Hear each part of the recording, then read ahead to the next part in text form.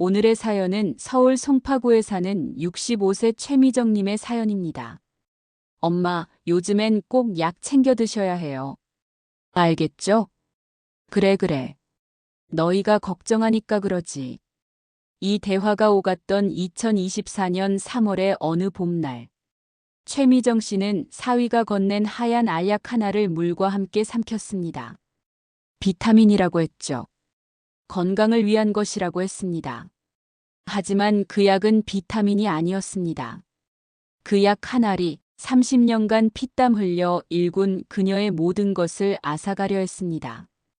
그녀의 기억을, 그녀의 자산을, 그녀의 인생을. 엄마, 깨어나세요. 딸 유진 씨의 절규가 요양원 복도에 울려 퍼졌던 그날. 그녀는 알게 됐습니다. 자신이 사랑했던 남편이 어머니에게 무슨 짓을 했는지를. 여러분, 가족이라는 이름으로 우리 곁에 있는 사람. 그 사람이 정말 우리를 사랑하는 걸까요? 아니면 우리가 가진 무언가를 탐하는 걸까요?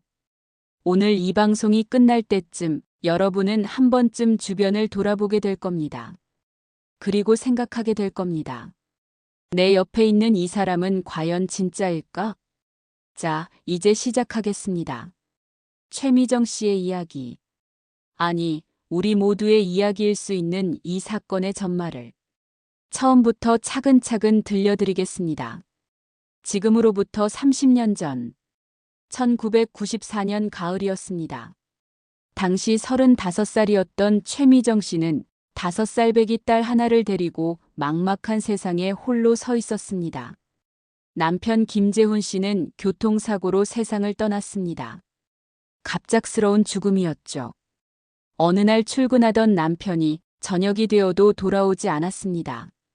전화가 왔습니다. 병원에서. 보호자분이세요? 빨리 오셔야 할 것 같습니다. 그 말을 듣고 달려간 병원. 하얀 천으로 덮인 남편의 얼굴을 보는 순간 최미정 씨의 세상은 무너졌습니다. 엄마, 아빠는? 5살 딸 유진이가 물었습니다. 작은 손으로 엄마의 옷자락을 잡고 최미정 씨는 눈물을 닦으며 말했습니다. 아빠는 하늘나라에 가셨어.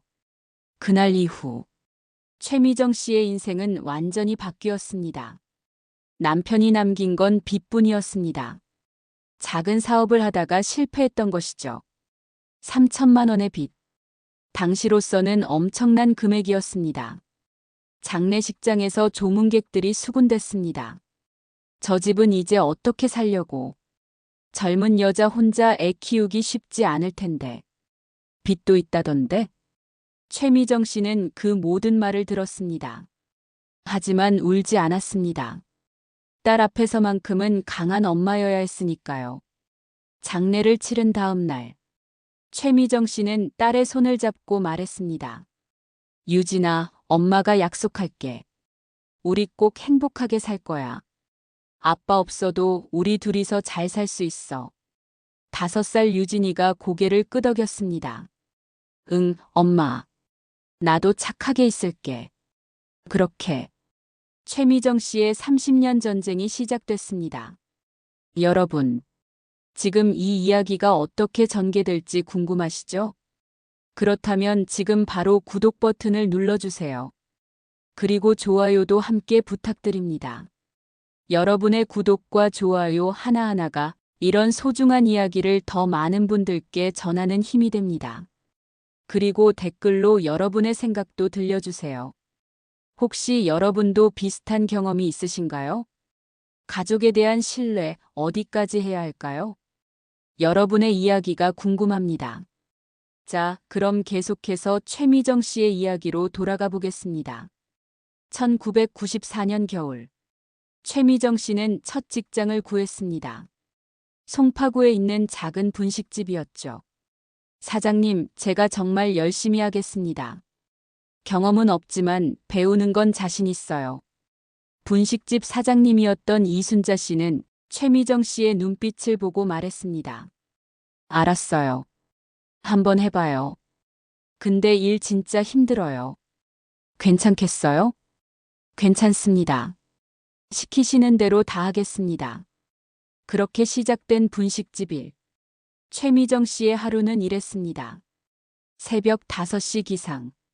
딸 유진이에게 아침을 먹이고 어린이집에 맡깁니다. 오전 6시 30분 분식집 출근. 밤 10시까지 일합니다. 퇴근 후 딸을 데리러 가고 집에 와서 딸을 재우고 새벽 1시에야 잠자리에 듭니다. 하루 수면 시간 4시간. 휴일은 없었습니다. 엄마 오늘 쉬는 거 아니야? 일요일에도 일하러 가는 엄마를 보며 유진이가 물었습니다. 엄마는 일 많아서 못 쉬어. 미안해, 유진아. 괜찮아, 엄마. 나는 혼자서도 잘 놀 수 있어. 5살짜리가 말하는 게 아니었습니다. 하지만 유진이는 일찍 철이 들었습니다. 엄마가 얼마나 힘들게 사는지 알았던 거죠. 이렇게 1년이 지났습니다. 최미정 씨는 분식집에서 일하며 김밥 싸는 법, 떡볶이 만드는 법, 순대 삶는 법을 배웠습니다. 손님 응대하는 법도 배웠죠. 그리고 깨달았습니다. 내가 이렇게 남의 가게에서 일할 시간에 내 가게를 하면 어떨까? 1996년 봄. 최미정 씨는 2년간 모은 돈 800만 원으로 송파구 석촌동에 작은 분식집을 열었습니다. 가게 이름은 유진이네 분식. 딸의 이름을 땄습니다. 엄마, 우리 가게 이름이 내 이름이야? 그래. 유진이 너 때문에 엄마가 이 가게 시작한 거야. 7살 유진이는 가게 한쪽에 앉아서 숙제를 하거나 그림을 그렸습니다. 엄마가 손님들에게 음식을 내는 모습을 지켜보면서요. 최미정 씨의 분식은 맛있었습니다. 왜냐하면 정성이 들어갔으니까요. 김밥 한 줄을 말아도 이걸 먹는 사람이 행복했으면 좋겠다는 마음으로 말았습니다.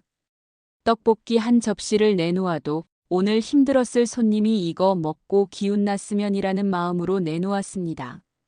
그 마음이 손님들에게 전해졌습니다. 사장님, 여기 김밥 진짜 맛있어요. 떡볶이 국물 진짜 끝내줘요. 다른 데랑 달라요. 입소문이 났습니다. 동네 사람들이 하나둘 찾아왔고 점심시간이면 줄이 섰습니다. 1998년 IMF 외환위기가 왔습니다. 수많은 가게가 문을 닫았습니다. 하지만 유진이네 분식은 살아남았습니다. 왜냐하면 가격이 착했고 양이 많았고 맛이 좋았으니까요. 오히려 손님이 더 늘었습니다.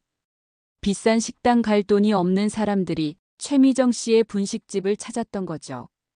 사장님, 요즘 같은 때 이렇게 싸게 팔면 남는 게 있어요? 단골 손님이 걱정스레 물었습니다. 괜찮아요. 저도 힘든 시절 겪어봐서 알아요. 이럴 때일수록 서로 돕고 살아야죠. 2000년. 최미정 씨는 두 번째 가게를 열었습니다. 잠실에 있는 조그만 한식당이었습니다. 엄마, 진짜 가게 하나 더 해? 이제 10살이 된 유진이가 놀란 눈으로 물었습니다. 그래. 엄마가 꿈이 생겼어. 너 대학교 보낼 때까지 가게 5개 만드는 거. 5개나? 응. 할 수 있어. 엄마는 포기 안 해. 유진이는 엄마의 눈을 봤습니다. 그 눈에는 확신이 가득했습니다. 두 번째 가게는 한식당이었습니다. 미정인의 밥상이라는 이름이었죠. 여기서도 최미정 씨의 철학은 같았습니다. 정성과 진심. 손님이 내 가족이라고 생각하고 만들어라. 이게 최미정 씨의 원칙이었습니다. 된장찌개를 끓여도 우리 딸이 먹는다고 생각하고 끓여라. 불고기를 구워도 우리 엄마가 드신다고 생각하고 구워라. 직원들에게 항상 이렇게 말했습니다. 그 결과 미정인의 밥상도 대박이 났습니다. 2003년 세 번째 가게를 열었습니다. 이번엔 치킨집이었죠. 2006년 네 번째 가게 카페를 열었습니다. 2009년 드디어 5번째 가게 고급 한정식 레스토랑을 열었습니다. 최미정 씨의 나이 50세, 딸 유진이의 나이 20세가 되던 해였습니다. 엄마, 진짜 가게 5개 만들었어? 대학생이 된 유진이가 감격스러운 목소리로 말했습니다. 그래. 엄마가 약속 지켰지? 엄마, 고마워. 유진이가 최미정 씨를 꼭 안았습니다. 15년. 하루 평균 16시간씩 일했습니다. 휴일 없이. 아프지도 않고, 쓰러지지도 않고, 오직 한 가지 목표. 딸을 잘 키우고 행복하게 해주는 것. 그 목표 하나로 달려온 15년이었습니다. 유진아, 내가 하고 싶은 거 다 해. 엄마는 이제 너 뒷바라지 할 수 있어. 최미정 씨는 자랑스러웠습니다. 스스로가 남편 없이, 의지할 곳 없이, 그저 악착 같은 근성 하나로 여기까지 왔습니다. 송파구 사람들은 최미정 씨를 이렇게 불렀습니다. 송파의 맛집 여왕, 자수성가한 여사장님. 하지만 최미정 씨는 이런 칭찬보다 딸의 미소가 더 좋았습니다. 엄마, 나 엄마 정말 자랑스러워. 그 한마디면 충분했습니다. 하지만 여러분, 이 평화가 영원할 거라고 생각하셨나요? 인생은 예고 없이 찾아옵니다. 행복도 그렇고 불행도 그렇습니다. 최미정 씨의 인생에 다가올 폭풍. 그 시작은 2022년 어느 봄날이었습니다. 여러분, 지금 이 이야기를 들으시면서 과연 어떤 일이 벌어질까? 궁금하시죠? 다음 챕터에서는 최미정 씨의 딸 유진이의 성공 스토리와 그리고 그 운명적인 만남이 시작됩니다. 지금 채널을 이탈하시면 절대 후회하십니다. 왜냐하면 진짜 반전은 지금부터니까요. 그리고 댓글로 알려주세요. 여러분이라면 이렇게 30년을 버틸 수 있으셨을까요? 여러분의 솔직한 생각이 궁금합니다. 2012년 봄, 대학교 4학년이었던 유진이가 엄마에게 전화를 걸었습니다. 엄마, 왜 무슨 일이야? 나 스튜어디스 됐어. 전화기 너머로 들리는 딸의 목소리.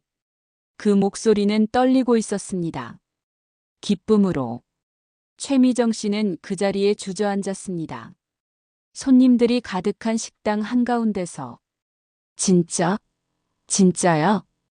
응. 대한항공 최종 합격. 그 순간 최미정 씨의 눈에서 눈물이 쏟아졌습니다. 사장님, 왜 우세요? 직원이 놀라서 물었습니다. 우리 딸이 스튜어디스 됐대.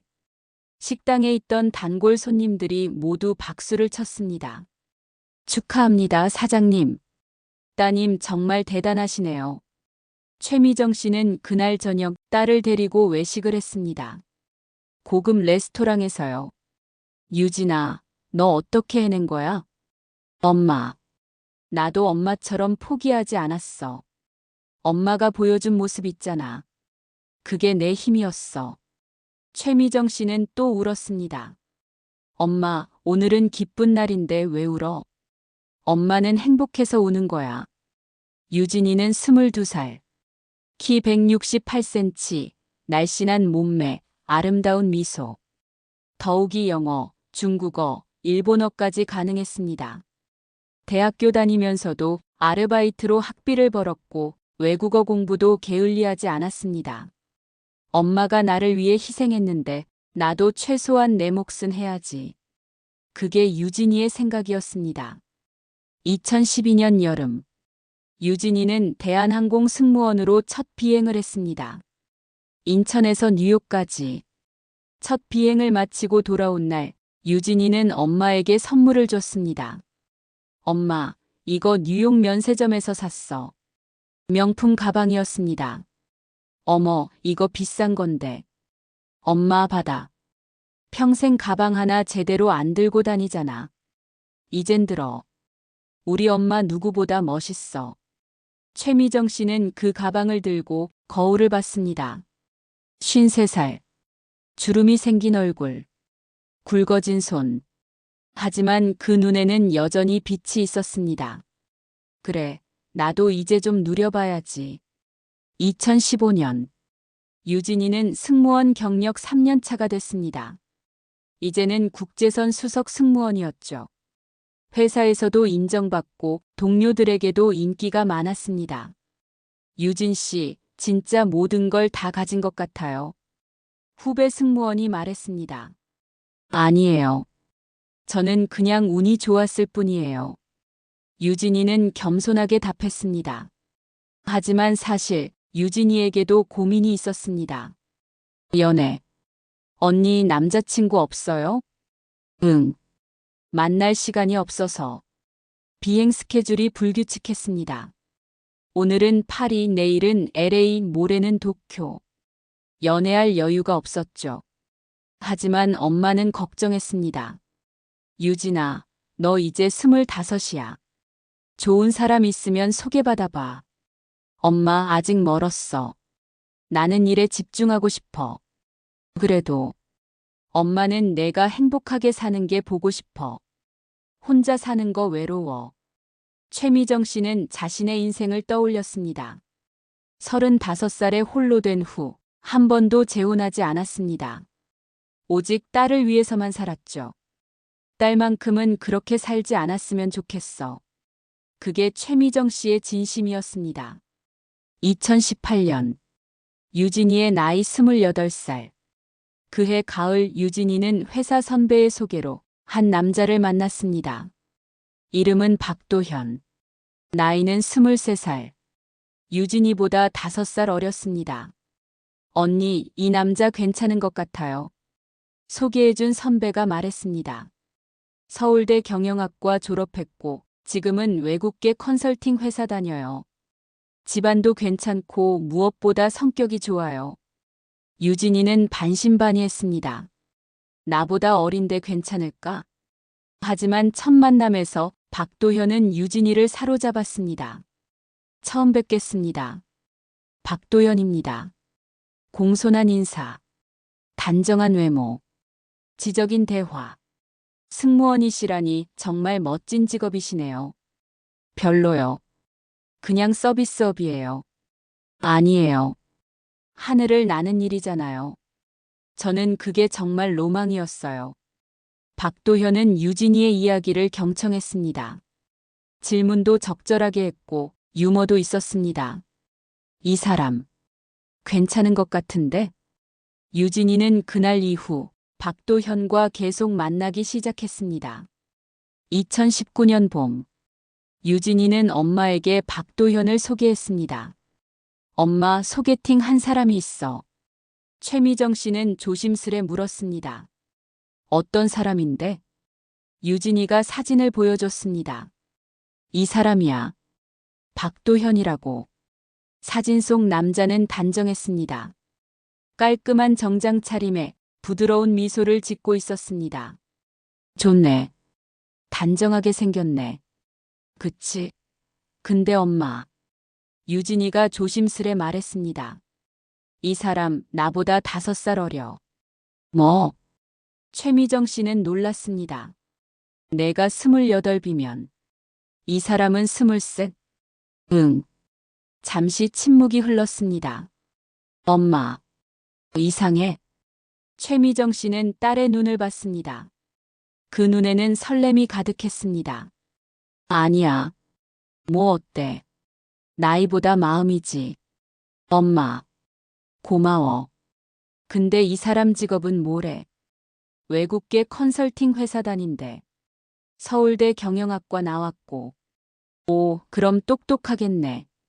응. 그리고 성격도 진짜 좋아. 나한테 잘해줘. 최미정 씨는 딸의 얼굴을 봤습니다. 행복해 보였습니다. 그래, 좋다. 언제 한번 데리고 와봐. 진짜? 고마워, 엄마. 2019년 여름. 박도현이 처음으로 최미정 씨를 만났습니다. 송파에 있는 한정식 레스토랑에서였죠. 최미정 씨가 운영하는 가게 중 가장 고급스러운 곳이었습니다. 어머님, 처음 뵙겠습니다. 박도현입니다. 박도현은 정중하게 인사했습니다. 두 손으로 악수를 청했고 허리를 90도로 숙였습니다. 어머, 그래요. 앉아요. 최미정 씨는 박도현을 관찰했습니다. 외모 준수함, 178cm 정도의 키에 단정한 인상, 매너 좋음, 자리에 앉기 전 여자들을 먼저 앉게 함, 말투 공손함, 존댓말을 정확하게 사용. 장모님, 여기 정말 멋진 곳이네요. 그래요? 우리 가게 중에 제일 고급진 곳이에요. 유진 씨한테 들었습니다. 장모님께서 맨손으로 일구신 거라고. 맨손까지야. 그냥 열심히 했을 뿐이죠. 대단하십니다. 요즘 같은 세상에 여자 혼자 사업을 성공시키기가 얼마나 어려운데. 박도현은 계속 최미정 씨를 칭찬했습니다. 장모님 같은 분이야말로 진짜 CEO시죠. 이런 시대의 롤모델이에요. 최미정 씨는 기분이 좋았습니다. 누가 자신을 칭찬하면 싫을 사람이 있을까요? 이 사람 말도 잘하네. 식사 중에 박도현은 계속 유진이를 챙겼습니다. 물을 따라주고 냅킨을 건네주고 음식을 먼저 권했습니다. 유진 씨, 이거 좋아하시잖아요. 유진이는 행복한 표정이었습니다. 식사가 끝나고 박도현이 말했습니다. 장모님, 오늘 제가 계산하겠습니다. 어머, 괜찮아요. 여기 우리 가게인데. 그래도요. 제가 처음 인사드리는 자리잖아요. 최미정 씨는 박도현의 고집에 웃으며 말했습니다. 그럼 다음에 꼭 한턱 내세요. 네, 그러겠습니다. 집으로 돌아오는 길. 최미정 씨는 유진이에게 물었습니다. 도현 씨 괜찮은 것 같아. 그치? 엄마도 그렇게 생각해? 응. 예의도 바르고 유진이한테도 잘해주고. 엄마, 나 이 사람이랑 잘 될 것 같아. 최미정 씨는 딸의 손을 잡았습니다. 그래, 좋다. 엄마가 응원할게. 그날 밤, 최미정 씨는 혼자 술을 한잔했습니다. 여보, 우리 딸 좋은 사람 만났어요.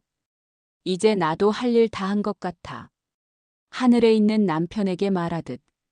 당신이 못 본 우리 딸의 행복, 내가 지켜볼게. 최미정 씨는 행복했습니다. 진심으로. 하지만, 여러분, 행복은 때로 가장 큰 불행의 전조일 수 있습니다. 최미정 씨는 몰랐습니다. 박도현이라는 남자의 진짜 얼굴을. 그리고 그 남자가 자신의 모든 것을 노리고 있다는 사실을. 여러분, 지금까지 행복한 이야기였죠? 하지만 이제부터가 진짜입니다. 박도현. 이 남자의 진짜 정체는 무엇일까요? 그리고 그는 왜 유진이에게 접근했을까요? 다음 챕터에서 밝혀질 충격적인 진실. 절대 놓치지 마세요. 그리고 댓글로 알려주세요. 여러분은 첫인상을 얼마나 믿으시나요? 겉모습과 속마음, 우리는 과연 구별할 수 있을까요? 여러분의 생각이 궁금합니다. 계속 들어주세요. 2020년 1월, 박도현과 유진이는 교제 1년을 맞이했습니다. 유진 씨 1년이네요. 그러게.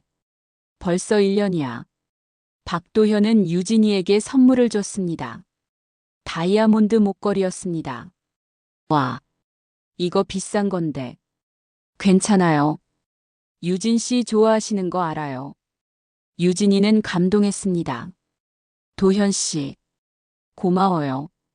박도현은 유진이를 안았습니다. 유진 씨, 저 평생 함께하고 싶어요. 그 말을 들은 유진이는 심장이 뛰는 것을 느꼈습니다. 나도. 그래요. 2020년 봄. 코로나19가 전 세계를 강타했습니다. 항공업계는 큰 타격을 입었죠. 비행기가 운항을 멈췄고 승무원들은 무급휴직에 들어갔습니다. 유진이도 예외는 아니었습니다. 엄마, 나 무급휴직이래. 어머, 그럼 월급을 못 받는 거야? 응. 최미정 씨는 딸을 걱정했습니다. 괜찮아. 엄마가 있잖아. 엄마 가게들도 좀 어렵긴 한데, 그래도 괜찮아. 엄마 미안해. 무슨 소리야? 이럴 때 가족이 있는 거지. 하지만 박도현은 달랐습니다. 유진이의 무급휴직 소식을 들었을 때 그의 태도가 조금 변했습니다. 그럼 수입이 없는 거네요? 응. 당분간은. 박도현의 표정이 굳었습니다. 괜찮아요, 도현 씨. 코로나 끝나면 다시 일할 수 있어요. 그렇긴 한데 언제 끝날지 모르잖아요. 유진이는 뭔가 이상함을 느꼈습니다. 하지만 넘어갔습니다. 코로나 때문에 다들 힘드니까 그러겠지. 2020년 여름, 박도현은 최미정 씨의 가게에 자주 들르기 시작했습니다. 장모님, 안녕하세요. 어머, 도현 씨. 왔어요? 네, 근처에서 미팅이 있어서 들렀어요. 박도현은 항상 웃는 얼굴이었습니다. 그리고 최미정 씨에게 관심을 보였죠. 장모님, 요즘 가게 매출은 어떠세요? 글쎄, 코로나 때문에 많이 줄었어요. 전보다 한 30% 정도 줄었나? 아, 그래도 30%면 괜찮은 편이에요. 다른 식당들은 50% 이상 줄었다던데. 그렇긴 하죠. 그래도 단골들이 많아서 다행이에요. 박도현은 메모하듯 고개를 끄덕였습니다. 장모님, 근데 가게가 5개나 되는데 혼자서 다 관리하시는 거예요? 아니요, 각 가게마다 매니저가 있어요. 근데 중요한 건 제가 직접 체크하죠. 와, 대단하시네요. 그럼 회계나 자산 관리는요? 세무사무소에서 해주고 있어요. 근데 왜요? 갑자기 그런 걸 물어보시네. 아, 제가 컨설팅 회사에 다니다 보니 이런 거에 관심이 많아서요. 혹시 필요하시면 제가 도와드릴 수도 있어요. 최미정 씨는 웃었습니다. 아, 그래요? 고맙네요. 근데 괜찮아요. 지금도 잘 되고 있으니까. 네, 알겠습니다. 박도현은 물러났습니다. 하지만 그 눈빛은 무언가를 계산하고 있었습니다. 2020년 가을, 박도현은 유진이에게 청혼했습니다. 유진 씨, 저와 결혼해 주시겠어요? 레스토랑에서였습니다. 무릎을 꿇고 반지를 내밀었죠. 유진이는 눈물을 흘렸습니다. 네, 네. 두 사람은 포옹했습니다. 유진이는 바로 엄마에게 전화했습니다. 엄마, 나 프로포즈 받았어. 진짜? 축하해, 우리 딸. 최미정 씨는 기뻤습니다. 엄마, 빨리 결혼하고 싶어. 그래, 좋은 날 잡자. 2021년 봄, 유진이와 박도현은 결혼식을 올렸습니다.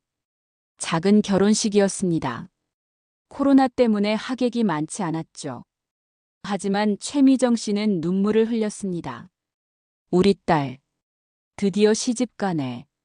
신부 대기실에서 최미정 씨는 유진이의 손을 잡았습니다. 유진아, 행복해야 해. 응, 엄마. 고마워. 시집 가서도 당당하게 살아. 내 엄마가 누군지 잊지 말고. 응. 알아, 엄마. 결혼식이 끝나고 신혼집은 강남에 있는 아파트였습니다. 전세였습니다. 박도현이 마련했다고 했죠. 와, 여기 진짜 좋다. 유진이가 감탄했습니다. 그렇죠? 우리 행복하게 살아요, 여보. 박도현은 유진이를 안았습니다. 하지만 결혼 후 한 달이 지나자 박도현은 변하기 시작했습니다. 여보, 장모님 가게 얘기 좀 해줄래? 왜? 갑자기? 아니, 그냥 궁금해서. 장모님이 가게를 어떻게 운영하시는지. 글쎄, 나도 자세히는 몰라. 엄마가 알아서 하시니까. 그래도 대충은 알잖아. 매출이 얼마나 되는지, 수익은 어떤지. 유진이는 이상함을 느꼈습니다. 왜 그런 걸 물어봐? 아, 그냥. 궁금해서. 우리 장모님 대단하시니까. 유진이는 대답하지 않았습니다. 2021년 여름. 박도현은 최미정 씨를 자주 찾아갔습니다. 장모님, 요즘 코로나 좀 나아지셨어요? 그렇긴 한데 아직도 어려워요. 그렇죠. 근데 장모님, 제가 하나 제안이 있어요. 뭔데요? 이제 장모님도 나이가 있으시잖아요. 그렇죠. 이제 65이에요. 그럼 조금씩 경영에서 손을 떼시는 게 어떨까요? 최미정 씨는 눈을 크게 떴습니다. 무슨 소리예요? 아니, 건강을 생각하셔서요. 이제 좀 쉬셔야죠. 아니, 나는 아직 건강해요. 왜 쉬어? 그렇긴 한데. 혹시 모르잖아요. 갑자기 무슨 일이 생기면. 최미정 씨는 불쾌했습니다. 무슨 일이 생긴다는 게 무슨 소리예요? 아, 아니에요. 그런 뜻이 아니라.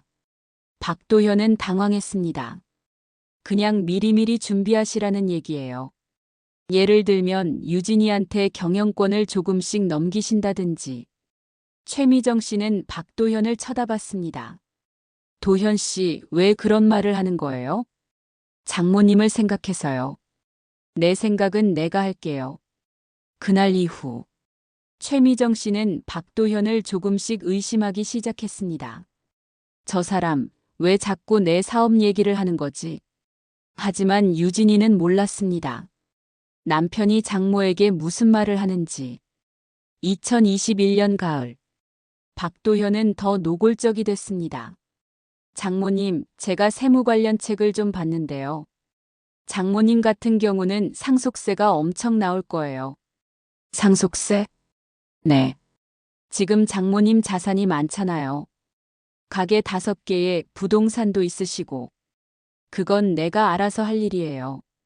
그렇긴 한데 미리 증여를 하시면 세금을 많이 아낄 수 있어요. 증여? 네. 유진이한테 미리 증여를 하시면. 최미정 씨는 손을 내저었습니다. 그런 건 나중에 생각할게요. 장모님, 지금 안 하시면 나중에 후회하실 거예요. 도현 씨. 최미정 씨의 목소리가 낮아졌습니다. 내 재산은 내가 알아서 할 거예요. 더 이상 그런 얘기하지 마세요. 박도현은 물러났습니다. 하지만 그의 표정은 굳어 있었습니다. 네, 알겠습니다. 그날 밤, 최미정 씨는 딸에게 전화했습니다. 유진아, 도현 씨가 자꾸 이상한 얘기를 해. 무슨 얘기? 내 재산 얘기, 증여 얘기. 이런 거. 엄마, 그건 도현이가 엄마 생각해서 그런 거 아닐까? 최미정 씨는 더 이상 말하지 않았습니다. 딸이 행복한데 남편 욕을 할 수는 없었으니까요. 하지만 마음 한구석에서는 경계심이 생기기 시작했습니다. 2021년 겨울, 박도현은 최미정 씨에게 한 가지 제안을 했습니다. 장모님, 건강검진 받으세요. 건강검진? 네. 요즘 피곤하시다고 하셨잖아요. 그렇긴 한데. 제가 아는 병원이 있어요. 거기 가시면 좋을 것 같아요. 최미정 씨는 고개를 끄덕였습니다. 그래요. 그럼 한번 가볼게요. 박도현은 웃었습니다. 네, 제가 예약해 드릴게요. 그날, 박도현은 혼자 생각했습니다. 이제 슬슬 시작해야겠어. 그의 눈빛은 차가웠습니다. 여러분, 박도현의 진짜 의도가 슬슬 보이기 시작하죠? 하지만 이건 시작에 불과합니다. 다음 챕터에서는 박도현이 본격적으로 최미정 씨를 노리기 시작합니다. 그리고 그 방법은 상상을 초월합니다. 최미정 씨는 고개를 끄덕였습니다. 그래요. 그럼 한번 가볼게요. 박도현은 웃었습니다. 네, 제가 예약해 드릴게요. 그날, 박도현은 혼자 생각했습니다. 이제 슬슬 시작해야겠어. 그의 눈빛은 차가웠습니다. 여러분, 박도현의 진짜 의도가 슬슬 보이기 시작하죠? 하지만 이건 시작에 불과합니다. 다음 챕터에서는 박도현이 본격적으로 최미정 씨를 노리기 시작합니다. 그리고 그 방법은 상상을 초월합니다. 지금 이 순간 댓글로 알려주세요. 여러분은 가족에게 재산 이야기를 편하게 하시나요? 돈 앞에서 가족은 과연 안전할까요? 여러분의 경험담이 궁금합니다. 그리고 아직 구독하지 않으셨다면 지금 바로 구독 버튼을 눌러주세요. 이 이야기의 결말을 놓치지 마세요. 2022년 1월. 새해가 밝았습니다. 최미정 씨는 새해 계획을 세웠습니다. 올해는 가게를 좀 더 체계화해야겠어. 그리고 유진이한테 경영을 조금씩 가르쳐 줘야지. 하지만 그녀는 몰랐습니다. 이 해가 자신의 인생에서 가장 악몽 같은 해가 될 거라는 걸. 1월 중순. 박도현이 최미정 씨에게 선물을 가져왔습니다. 장모님, 이거 드세요. 작은 병이었습니다. 흰색 알약들이 들어있었죠. 이게 뭐예요? 비타민이에요. 장모님 요즘 피곤하시다고 하셨잖아요. 아, 그래요? 네. 이거 되게 좋아요. 제가 먹어봤는데 확실히 피로가 풀려요. 최미정 씨는 병을 받았습니다. 고맙네요. 매일 아침 한 알씩 드세요. 꼭 잊지 마시고요. 네, 그럴게요. 박도현은 웃었습니다. 하지만 그 눈은 웃지 않았습니다. 그날부터 최미정 씨는 매일 아침 그 알약을 먹기 시작했습니다. 처음 며칠은 괜찮았습니다. 몸이 좀 가벼워지는 것 같은데. 하지만 일주일이 지나자 이상한 증상이 나타나기 시작했습니다. 어지러움. 왜 갑자기 어지럽지? 가게에서 일하다가 갑자기 휘청했습니다. 사장님 괜찮으세요? 직원이 놀라서 달려왔습니다. 괜찮아. 그냥 좀 어지러워서. 얼굴이 안 좋으세요. 앉으세요. 최미정 씨는 의자에 앉았습니다. 심장이 빠르게 뛰었습니다. 이상하네. 나 원래 이렇게 약하지 않은데. 2주차. 증상은 더 심해졌습니다. 손떨림. 엄마, 왜 손이 떨려? 유진이가 걱정스럽게 물었습니다. 모르겠어. 요즘 자꾸 이래. 병원 가봐야겠는데? 아니야, 괜찮아. 그냥 좀 피곤해서 그런가 봐. 하지만 최미정 씨는 느꼈습니다. 뭔가 잘못되고 있다는 것을. 3주차. 가장 무서운 증상이 나타났습니다. 기억력 저하. 사장님, 어제 말씀하셨던 그 주문건. 매니저가 물었습니다. 어제? 무슨 주문?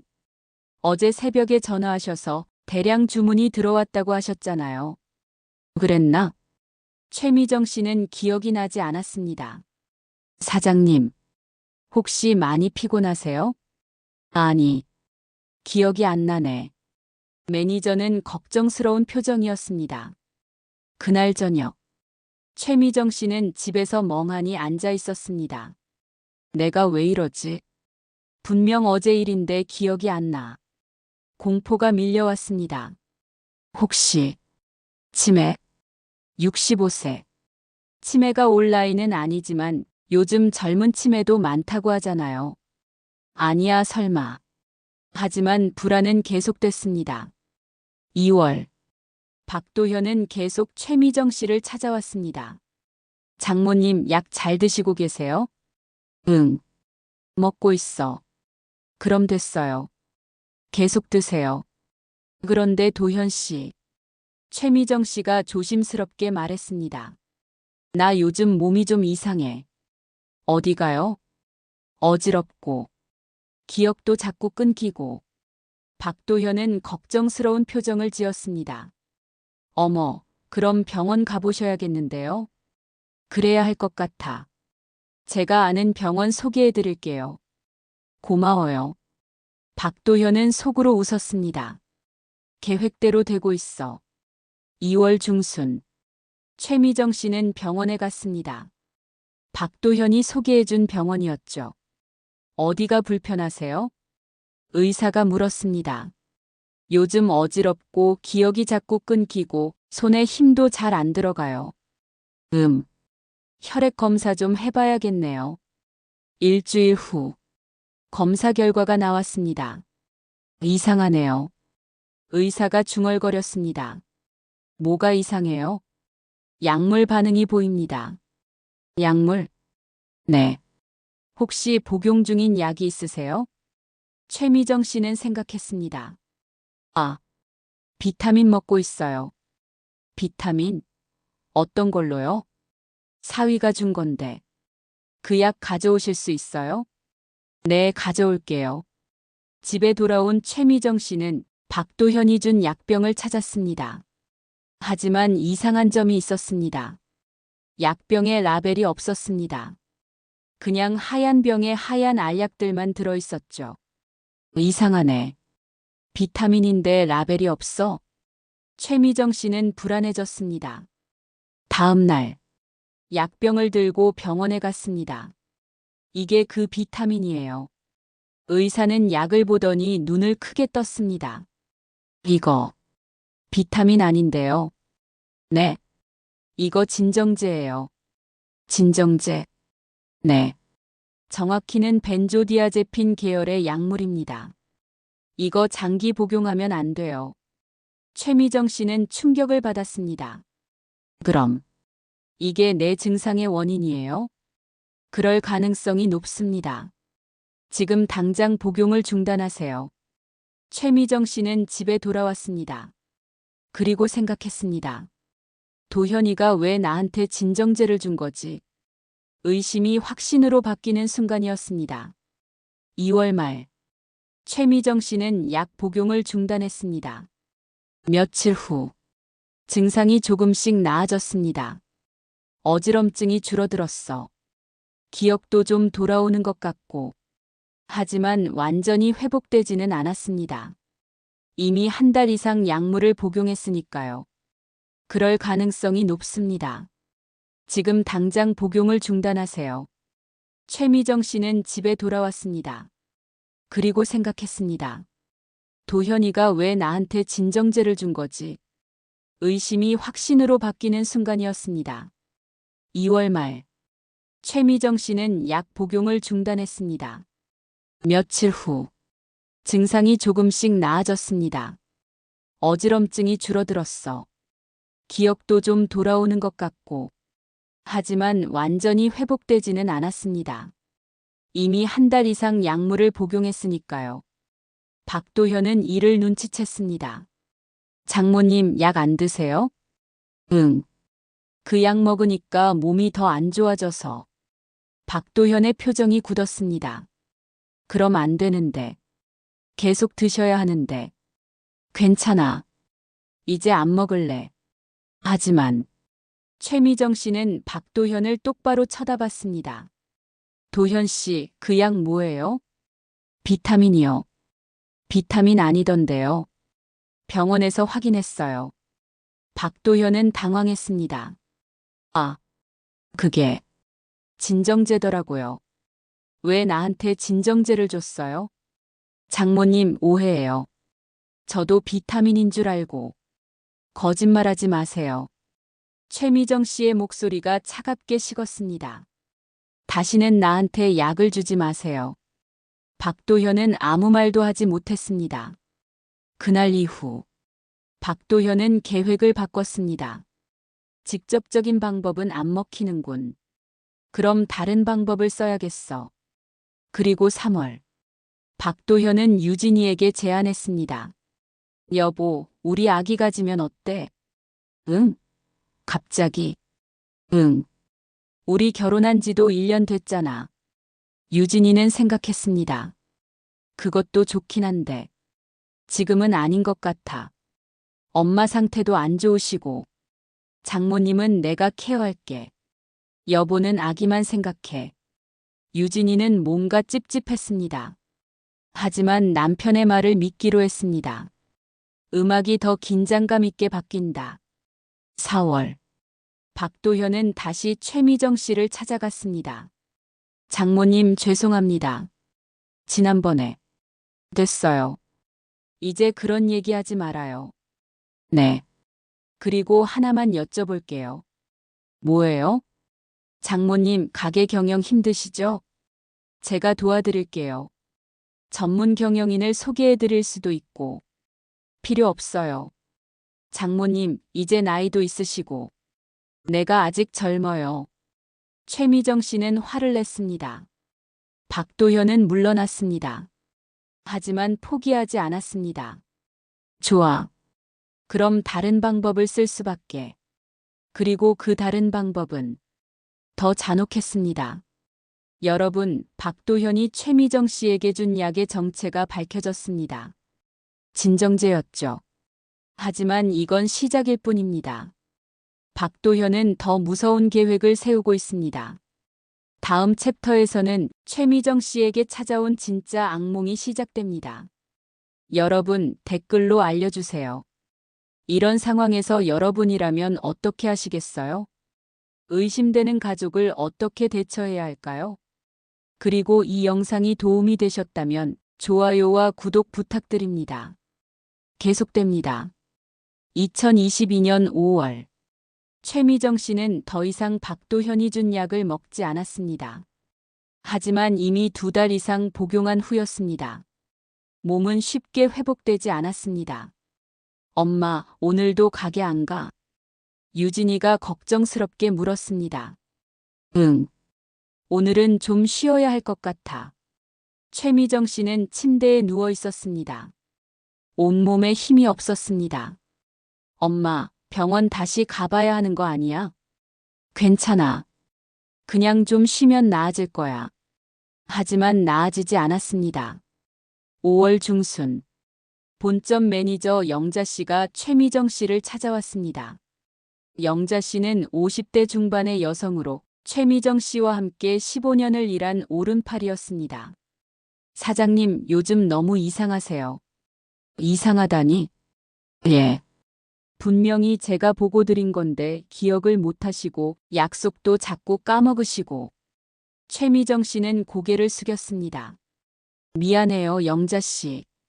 요즘 몸이 안 좋아서. 사장님, 큰 병원에 가보세요. 제대로 검사 받으셔야 해요.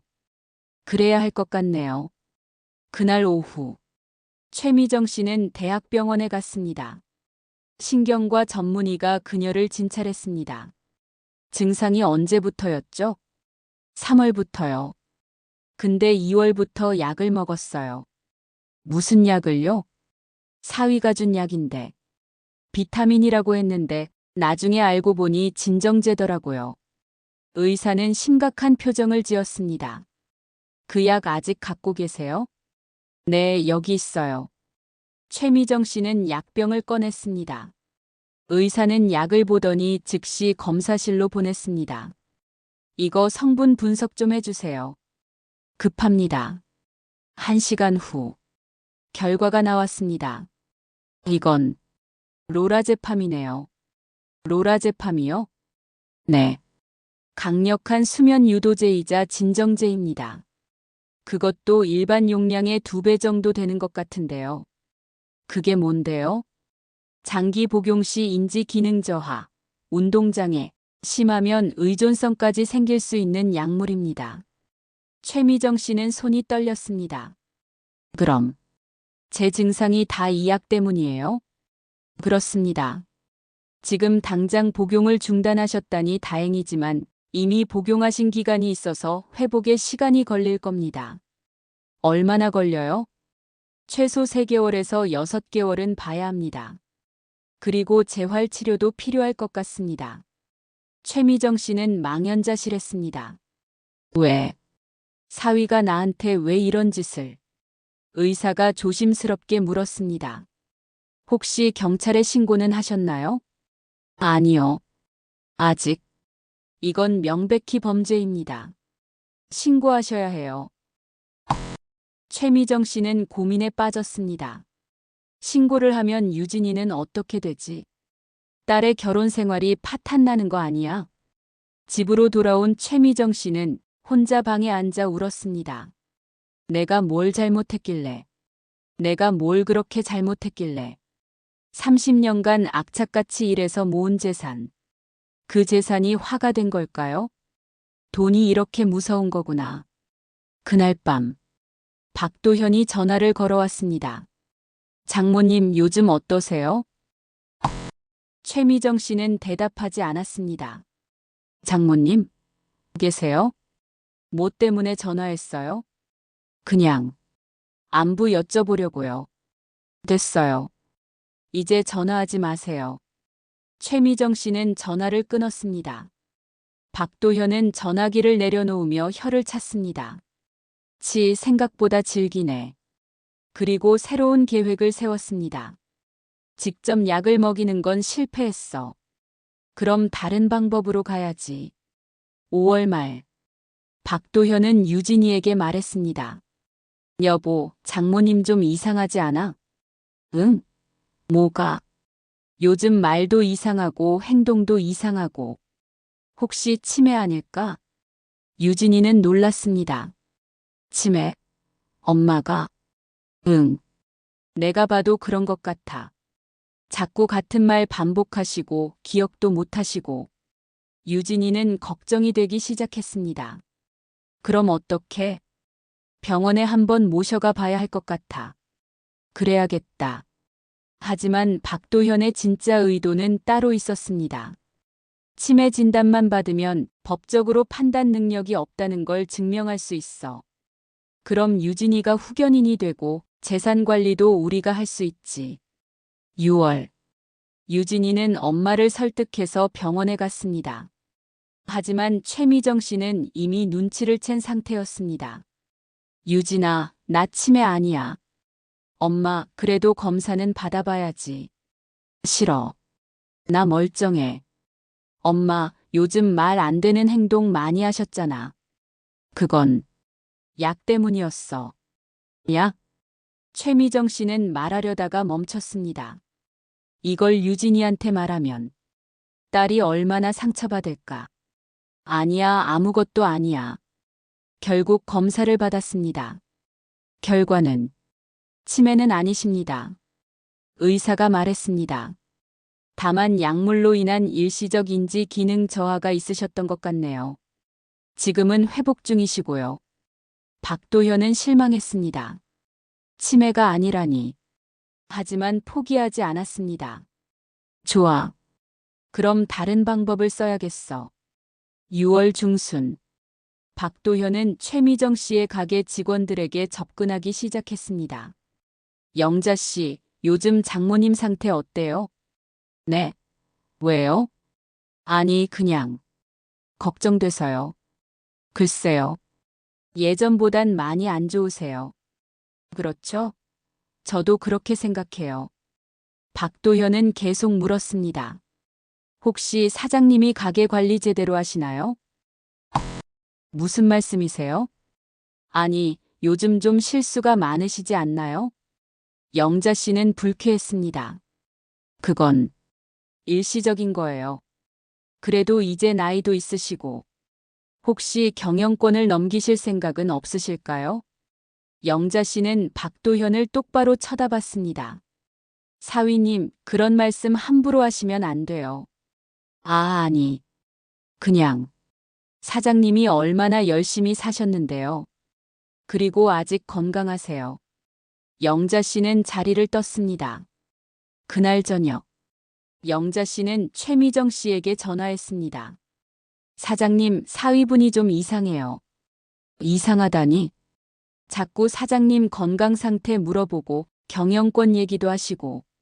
최미정 씨는 심장이 철렁했습니다. 그래요? 다른 직원들한테도? 네. 오늘 주방장님한테도 그런 얘기 하시더라고요. 최미정 씨는 확신했습니다. 이 사람 정말로 내 재산을 노리는 거구나. 6월 말, 최미정 씨는 변호사를 찾아갔습니다. 제 상황이 이래요. 모든 이야기를 했습니다.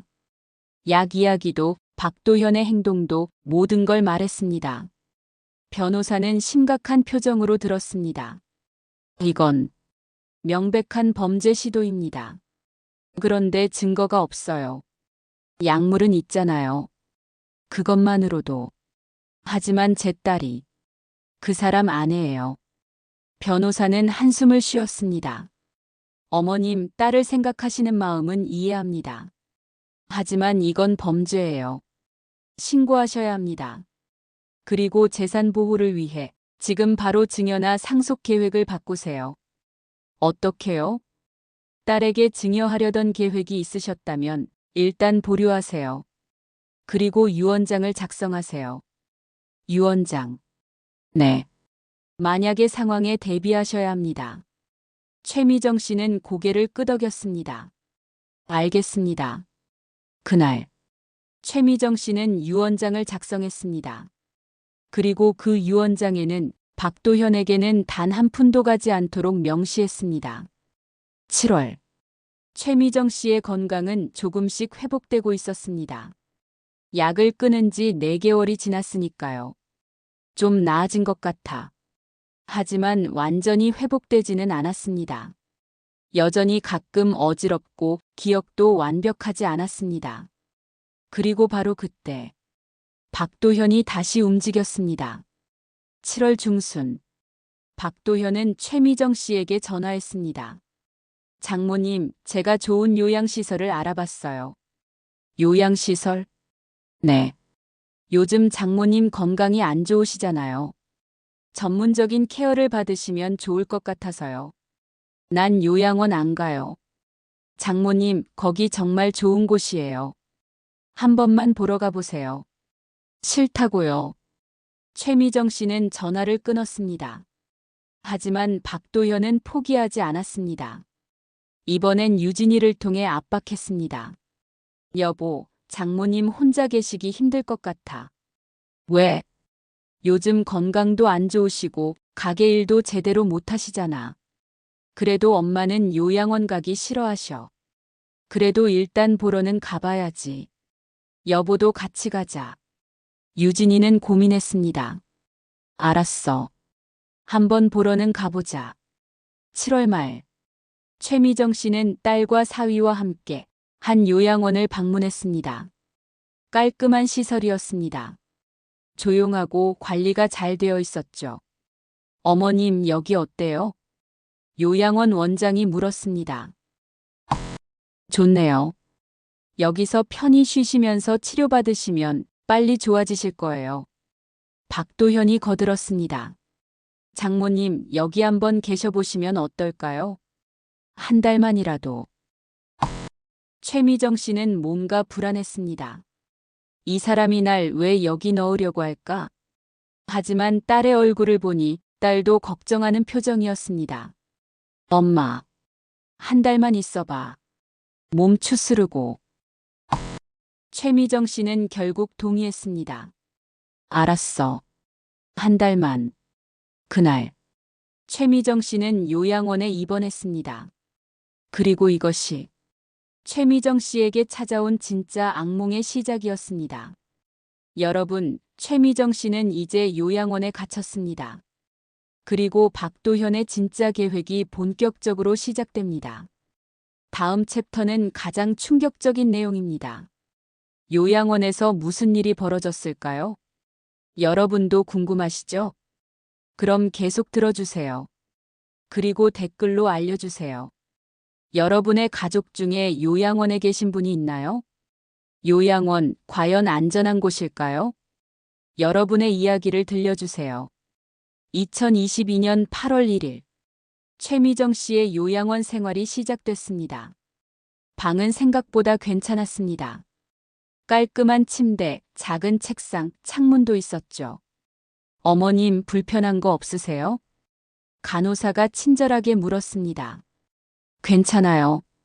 저녁 식사 시간은 6시고요. 약 드실 시간은 제가 알려드릴게요. 네. 최미정 씨는 창밖을 봤습니다. 한 달만 있다가 나가면 돼. 몸 좀 추스르고. 하지만 그날 저녁, 이상한 일이 시작됐습니다. 어머님, 약 드실 시간이에요. 간호사가 약을 가져왔습니다. 이게 뭐예요? 어머님, 처방전대로 나온 약이에요. 처방전? 나 약 처방받은 적 없는데요. 보호자분께서 의사 선생님과 상담하셔서 필요한 약들을 처방받으셨어요. 최미정 씨는 불안해졌습니다. 보호자가 누구예요? 사위 되시는 박도현 씨요. 최미정 씨는 깨달았습니다. 또 약이야. 저 이 약 안 먹을래요. 어머님, 드셔야 해요. 건강을 위해서. 싫어요. 안 먹어요. 간호사는 난처한 표정을 지었습니다. 어머님, 보호자분 동의 없이는 내가 환자인데 내가 거부하는 거예요. 결국 그날은 약을 먹지 않았습니다. 하지만 다음 날 박도현이 요양원에 찾아왔습니다. 장모님, 왜 약을 안 드세요? 그 약 뭐예요? 건강을 위한 영양제예요. 거짓말하지 마세요. 전에도 그렇게 속였잖아요. 박도현의 표정이 차갑게 굳었습니다. 장모님, 여기 계시려면 규칙을 따르셔야 해요. 규칙? 네. 약도 제때 드시고 치료도 잘 받으시고. 내가 왜 당신 말을 들어야 하는데? 제가 보호자거든요. 최미정 씨는 소름이 돋았습니다. 보호자? 유진이는 제가 설득했어요. 장모님 건강을 위해 제가 케어하는 게 좋다고. 최미정 씨는 절망했습니다. 딸까지 속였구나. 그날 이후 최미정 씨는 간호사들에게 감시를 받기 시작했습니다. 어머님, 약 시간이에요. 매일 아침, 점심, 저녁 3번씩 약을 가져왔습니다. 최미정 씨는 거부했습니다. 안 먹어요. 어머님, 드셔야 해요. 싫어요. 하지만 간호사들은 강압적이었습니다. 어머님, 이러시면 안 돼요. 보호자분이 화내실 거예요. 난 보호자 바꿀 거예요. 내 딸한테 전화해줘요. 어머님, 진정하세요. 전화도 마음대로 할 수 없었습니다. 방에는 전화기가 없었고 휴대폰도 박도현이 치료에 방해된다며 가져가 버렸습니다. 완전한 고립이었습니다. 8월 중순 최미정 씨는 하루하루가 지옥이었습니다. 약을 거부하면 식사를 제대로 주지 않았습니다. 어머님이 약을 안 드시면 식사도 드실 수 없어요. 규칙이에요. 이게 무슨 감옥도 아니고. 어머님, 여긴 요양원이에요. 환자분들의 건강을 위한 곳이고요. 최미정 씨는 배가 고팠습니다. 하지만 약은 먹고 싶지 않았습니다. 저 약 먹으면 또 정신이 나가버려. 그럼 진짜 끝이야. 그래서 견뎠습니다. 배고픔을, 외로움을, 절망을. 하지만 한계가 왔습니다. 8월 20일. 최미정 씨는 너무 약해져서 거의 움직일 수도 없었습니다. 어머님, 이러시면 정말 위험해요. 간호사가 걱정스럽게 말했습니다. 물 드릴게요. 하지만 약도 함께 드셔야 해요. 싫어.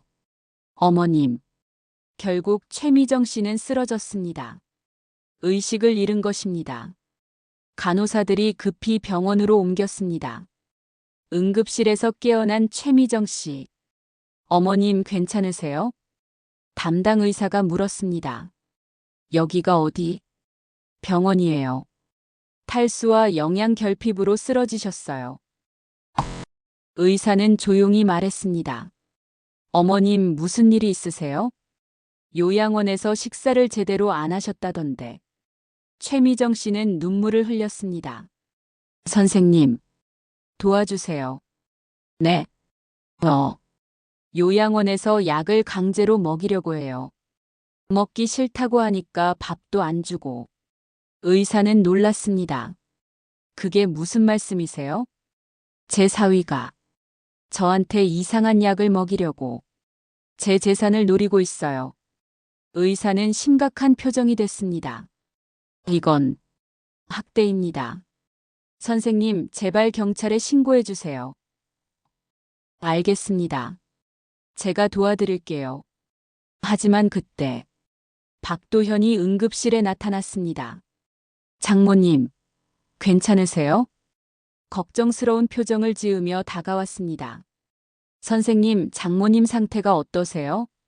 의사가 대답하기 전에 박도현은 최미정 씨에게 속삭였습니다. 장모님, 이상한 말 하시면 안 돼요.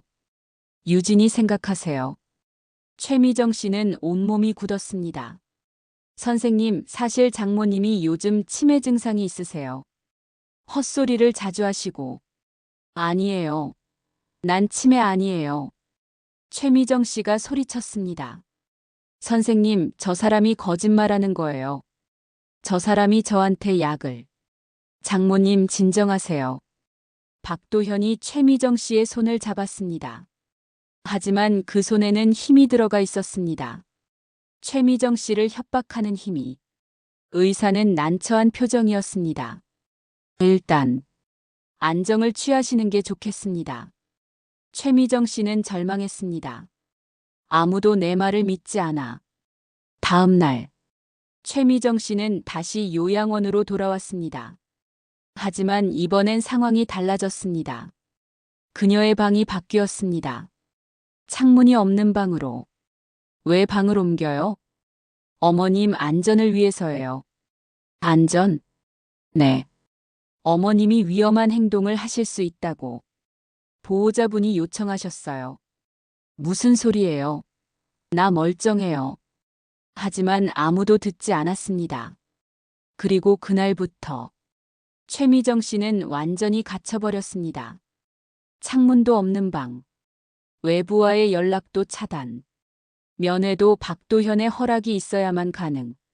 심지어 딸 유진이도 마음대로 만날 수 없었습니다. 엄마 보러 왔어요. 유진이가 요양원을 찾아왔습니다. 죄송합니다. 지금 어머님이 상태가 안 좋으셔서 면회가 어렵습니다. 네. 엄마가 왜요? 요즘 정서적으로 불안정하세요. 사위분께서 당분간 면회를 제안해달라고 하셨어요. 도현이가? 네. 어머님 건강을 위해서래요. 유진이는 이상함을 느꼈습니다. 아니, 내가 딸인데 왜 내가 못 봐요? 죄송합니다. 보호자분 허락이 있어야. 내가 보호자 아니에요? 서류상으로는 박도현 씨로 되어 있습니다. 유진이는 충격을 받았습니다. 언제 그렇게 됐어요? 어머님이 요양원에 입원하실 때 사위분이 보호자로 등록하셨어요. 유진이는 남편에게 전화했습니다.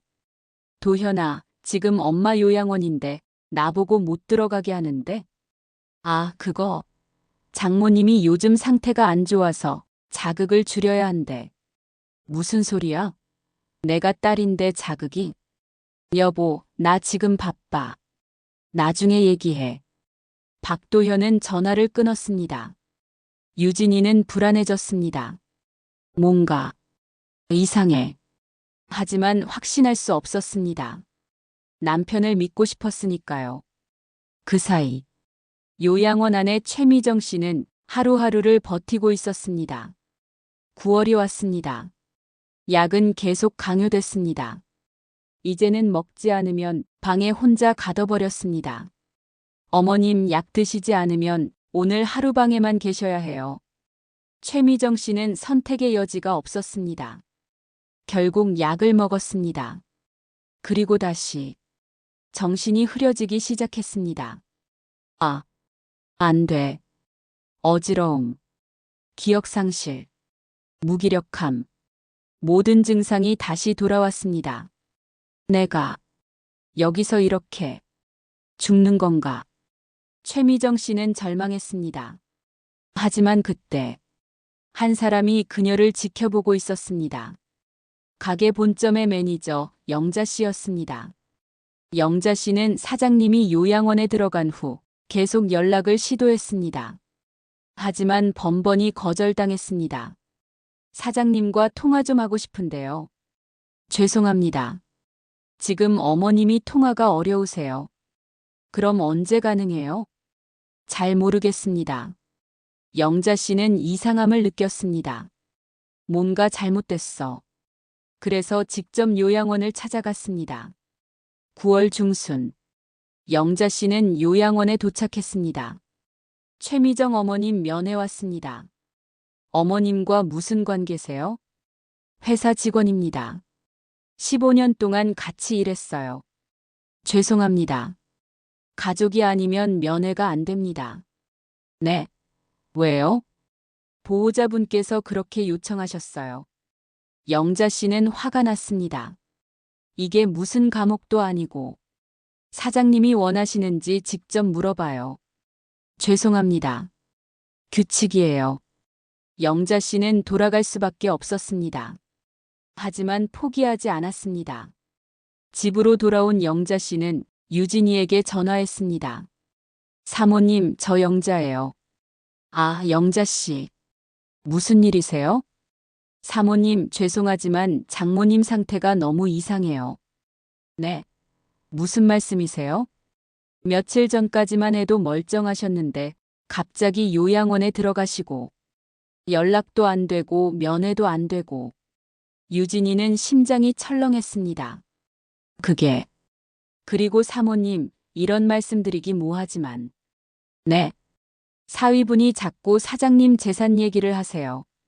직원들한테도 물어보고 유진이는 말문이 막혔습니다.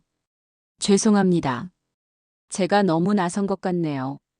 아니에요, 영자 씨. 말씀해 주셔서 감사해요. 전화를 끊은 유진이는 혼란스러웠습니다. 설마 도현이가 아니라고 믿고 싶었습니다. 하지만 의심의 씨앗이 싹트기 시작했습니다. 그날 밤 유진이는 남편 몰래 엄마의 요양원을 다시 찾아갔습니다. 저 최유진인데요. 엄마 보러 왔어요. 죄송합니다. 지금 시간이. 저 딸이에요. 당장 엄마 보여주세요. 유진이가 목소리를 높였습니다. 간호사는 당황했습니다. 잠시만 기다리세요. 10분 후 유진이는 엄마의 방으로 안내됐습니다. 그리고 본 광경에 충격을 받았습니다. 엄마는 침대에 누워 있었습니다. 핏기 없는 얼굴, 초점 잃은 눈, 말라빠진 몸. 엄마. 유진이가 다가갔습니다. 엄마, 나야. 유진이야. 최미정 씨는 천천히 고개를 돌렸습니다. 유진. 아. 목소리마저 약했습니다. 엄마. 왜 이렇게 됐어? 유진아. 여기서. 나가야 해. 뭐? 도현이가. 최미정 씨는 말하려다가 갑자기 간호사가 들어왔습니다. 죄송합니다. 이제 그만 나가주셔야 해요. 잠깐만요. 엄마가 지금. 규칙이에요. 면회 시간이 끝났어요. 유진이는 억지로 끌려 나왔습니다. 복도를 걸어 나오며 유진이는 눈물이 났습니다. 엄마가 왜 저렇게 됐지? 그리고 결심했습니다. 알아봐야겠어. 진실을. 여러분, 유진이가 드디어 의심하기 시작했습니다. 하지만 아직 확실한 증거가 없습니다. 이제 곧 결정적인 증거가 드러납니다. CCTV가 포착한 충격적인 진실. 절대 놓치지 마세요. 그리고 댓글로 알려주세요. 여러분은 가족을 어디까지 믿으시나요? 의심과 신뢰 사이 어떻게 균형을 맞추시나요? 여러분의 생각을 들려주세요. 2022년 9월 말 유진이는 휴가를 냈습니다. 회사에는 개인 사정이라고만 말했습니다. 하지만 진짜 이유는 따로 있었습니다. 엄마의 진실을 밝히기 위해서였습니다. 유진이는 집에서 남편의 서류들을 뒤지기 시작했습니다. 뭔가 있을 거야. 책상 서랍, 파일 캐비닛, 컴퓨터, 모든 것을 조사했습니다. 그리고 발견했습니다. 남편의 노트북에서 이상한 파일을 찾았습니다. 장모 재산 목록 정리. 유진이는 클릭했습니다. 파일이 열렸습니다. 엑셀 시트에는 엄마의 모든 재산이 정리되어 있었습니다. 마이너스 송파 본점 씨가 12억, 마이너스 잠실 지점 씨가 8억, 마이너스 강남 지점 씨가 15억, 마이너스 카페 씨가 5억, 마이너스 한정식 씨가 20억, 마이너스 부동산 아파트 세 채 씨가 25억, 마이너스 예금 8억, 마이너스 주식 3억, 총 96억. 그리고 그 옆에는 박도현의 메모가 있었습니다. 1단계 약물 투여로 인지 기능 저하. 2단계 요양원 입원. 3단계 법적 무능력자 판정. 4단계 재산관리권 획득. 5단계 단계적 재산 이전. 유진이는 손이 떨렸습니다. 이게 뭐야? 모든 것이 계획된 것이었습니다. 처음부터 엄마에게 접근한 것도, 결혼한 것도, 약을 준 것도, 요양원에 넣은 것도 모두 돈 때문이었습니다. 유진이는 구역질이 났습니다. 내가 이런 사람과 결혼했다니. 그리고 분노했습니다. 엄마를 이렇게. 유진이는 즉시 증거를 확보했습니다. 파일을 USB에 복사하고 사진도 찍었습니다. 그리고 다음 행동을 계획했습니다. CCTV를 설치해야겠어. 유진이는 인터넷으로 소형 CCTV를 주문했습니다. 무선으로 작동하고 스마트폰으로 실시간 확인 가능한 제품이었습니다. 3일 후 CCTV가 배송됐습니다. 유진이는 요양원을 찾아갔습니다.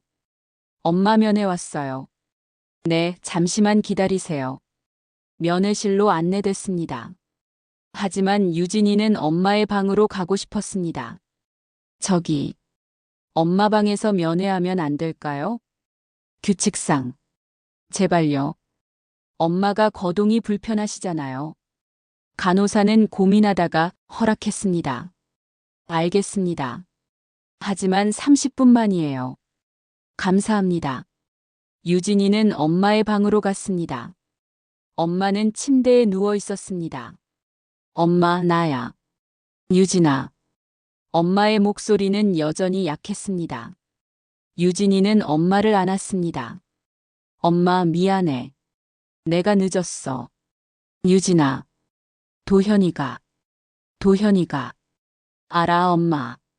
다 알아. 뭘?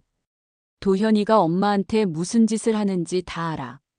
최미정 씨는 눈물을 흘렸습니다. 유진아, 넌 어떡하려고? 걱정 마, 엄마.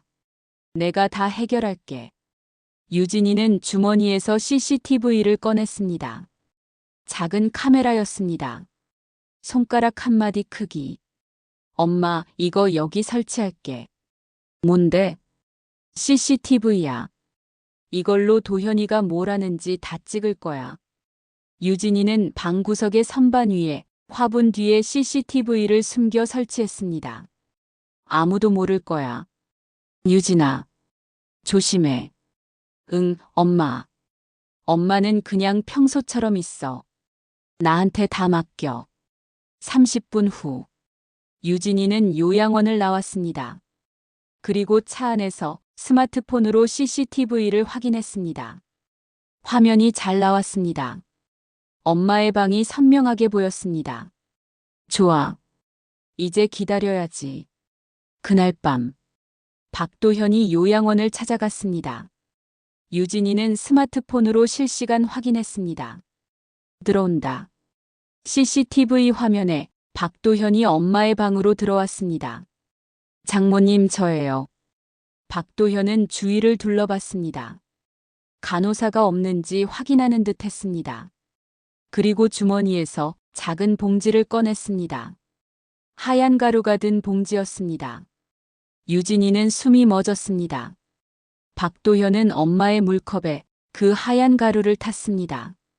천천히, 조심스럽게, 그리고 물을 섞었습니다. 장모님, 물 드세요. 최미정 씨는 고개를 돌렸습니다. 싫어. 장모님 목마르시잖아요. 박도현은 강제로 물컵을 입에 가져다 댔습니다. 드세요. 안 그러면. 협박조의 목소리였습니다. 최미정 씨는 어쩔 수 없이 물을 마셨습니다. 좋아요. 잘하셨어요. 박도현은 만족스러운 표정을 지었습니다. 그리고 방을 나갔습니다. 유진이는 스마트폰을 보며 온몸이 떨렸습니다. 이 새끼가. 분노와 충격이 밀려왔습니다. 진짜였어. 진짜 엄마를 죽이려고 했던 거야. 유진이는 즉시 영상을 저장했습니다. 그리고 3일 동안 계속 관찰했습니다. 박도현은 매일 저녁 찾아왔습니다. 그리고 매번 똑같은 행동을 했습니다. 하얀 가루를 물에 타서 엄마에게 먹였습니다. 3일치 영상. 모두 명확했습니다. 충분해. 이제 경찰에 가야지. 10월 1일. 유진이는 경찰서를 찾아갔습니다. 신고하러 왔습니다. 무슨 일이신가요? 제 남편이 제 엄마한테 약물을 투여하고 있어요. 경찰관은 진지하게 물었습니다. 증거가 있으신가요? 네. 유진이는 USB를 내밀었습니다. 여기 CCTV 영상이 있어요. 그리고 남편의 컴퓨터에서 발견한 파일도 있고요. 경찰관은 영상을 확인했습니다. 화면에는 박도현이 하얀 가루를 물에 타는 장면, 최미정 씨에게 강제로 먹이는 장면, 모두 선명하게 찍혀 있었습니다. 이건 명백한 범죄네요. 저 가루가 뭔지 확인해 주실 수 있나요? 네. 국과수에 의뢰하겠습니다. 그리고 체포해 주실 수 있나요? 경찰관은 고개를 끄덕였습니다. 충분한 증거가 있습니다. 영장 발부받아서 체포하겠습니다.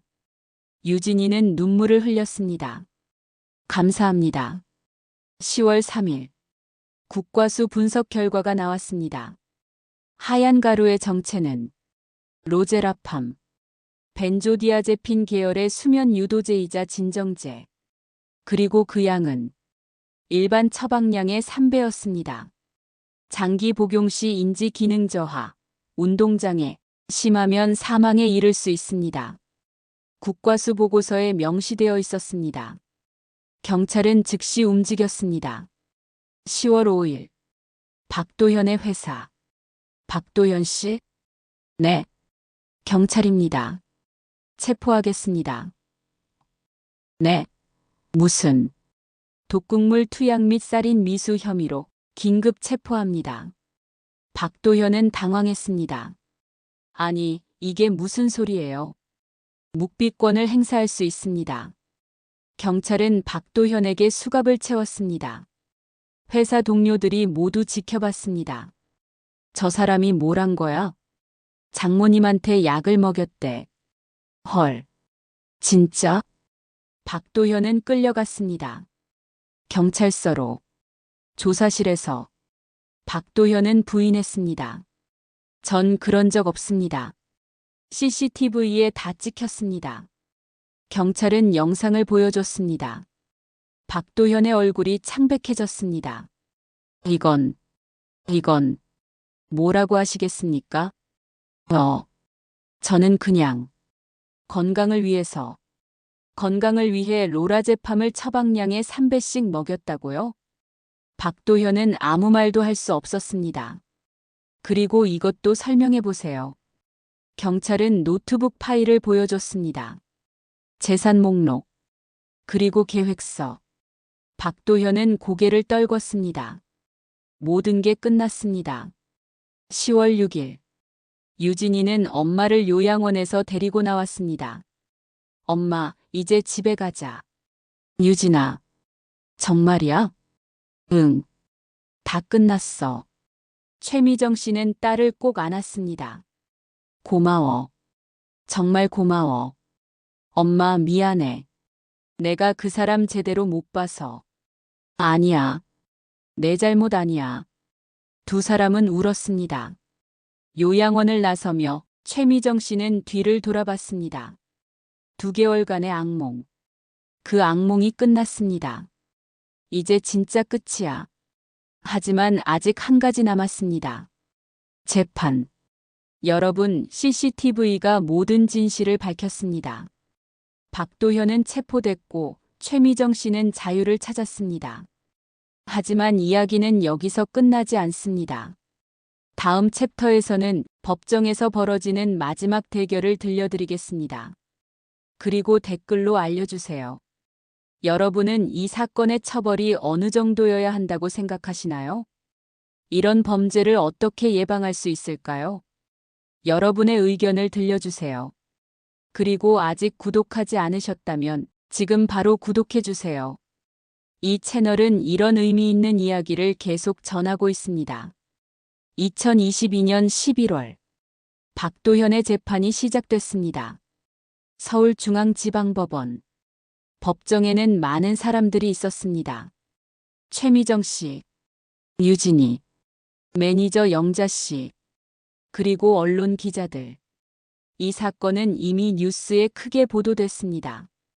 20대 사위, 60대 장모에게 수면제 투약, 96억 재산 노린 치밀한 범행. 전국이 이 사건에 주목했습니다. 재판장이 입장했습니다. 피고인 박도현 앞으로. 박도현이 일어났습니다. 죄수복을 입은 그의 모습은 예전의 젠틀한 모습과 달랐습니다. 피고인은 독극물 투약, 살인 미수, 업무상 배임, 사기 등의 혐의로 기소됐습니다. 재판장이 말했습니다. 검사, 공소사실 낭독하세요. 검사가 일어났습니다. 피고인 박도현은 2018년 피해자 최미정 씨의 딸 유진 씨와 교제를 시작하면서 피해자의 재산을 탈취할 계획을 세웠습니다. 검사는 증거들을 제시했습니다. 첫째, 피고인은 피해자에게 비타민이라 속이고 로라제팜 성분의 수면제를 2개월간 투약했습니다. 둘째, 피고인은 피해자를 요양원에 입원시킨 후 계속해서 약물을 투여했습니다. 셋째, 피고인은 피해자의 재산 96억 원을 단계적으로 탈취할 구체적 계획을 세웠습니다. 검사는 노트북 파일을 증거로 제출했습니다. 이 파일은 피고인의 개인 노트북에서 발견됐으며 범행의 계획성을 명백히 보여줍니다. 재판장이 물었습니다. 피고인, 이 혐의를 인정합니까? 박도현은 한참을 침묵했습니다. 그리고 조용히 대답했습니다. 일부는 인정합니다. 일부? 네. 약을 들인 건 맞지만 죽이려는 의도는 없었습니다. 그럼 무슨 의도였습니까?